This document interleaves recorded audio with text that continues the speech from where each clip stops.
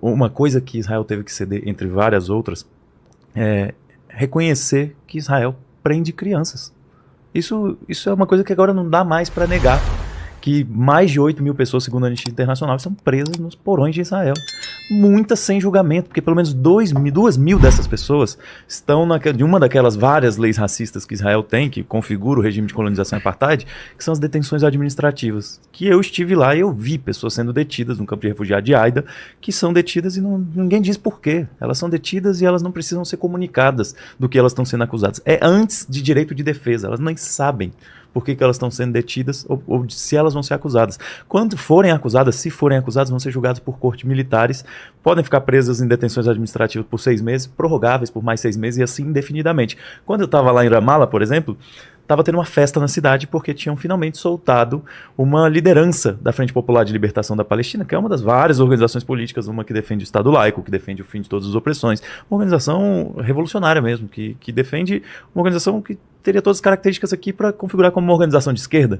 E Halida Jarrah estava sendo solta depois de períodos de meses em detenções administrativas, não pela primeira vez, é uma parlamentar que era presa porque defendia no parlamento da Autoridade Nacional Palestina a ideia de que era necessário acabar com a colonização e com o apartheid.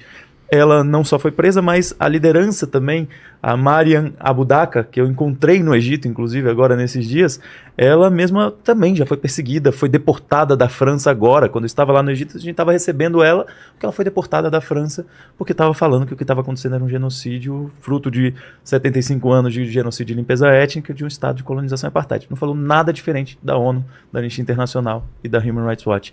E ela foi perseguida a vida inteira. Então as pessoas ali, elas têm todos os seus direitos negados, sabe, Vilene? Então, uma coisa importante desse processo todo é que a voz do povo palestino, embora não esteja nos grandes canais de TV que escolheram uma cobertura indigna, onde só um lado merece o direito a viver em paz, só um lado merece o seu sofrimento ser reconhecido e humanizado. Um lado tem direito, sim. Infelizmente isso, a gente ainda vê essa história real do povo palestino passar a partir da comunidade árabe na diáspora, a partir de palestinos que estão aqui como Rafed, a partir do que a gente consegue romper do bloqueio e do boicote das mídias sociais, pessoas como Motaz Aizaza, como a Wizard Bissan também, que são...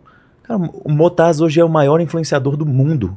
Um jovem de 23, 24 anos, cara, que tá lá documentando todo santo dia o que tá acontecendo, que sofre todo tipo de ameaça, que sobreviveu a muitos bombardeios, cara, do lado dele, que tá lá toda madrugada, junto com o Crescente Vermelho, dentro das ambulâncias, para filmar as violações que estão acontecendo. Ele não fala nada, ele não vem aqui falar, como eu falei naquele debate difícil que a gente teve aqui, ele não vem aqui falar que Israel foi formado com base no terrorismo de Haganah, de Irgun, de Lehi, com o primeiro-ministro Menachem Begin, que ficou 6 anos de 1977 a 83, liderando o atentado à bomba do Hotel King David, que matou 91 pessoas. Ele não fala isso. Ele mostra a foto de um bebê partido ao meio, de uma casa que matou todo mundo da família. Ele mostra as fotos do que era a universidade onde ele se formou. Ele mostra as fotos de todos os amigos dele que foram assassinados. Ele mostra o aviso da escola falando que no próximo semestre não vai ter aula porque todos os alunos morreram.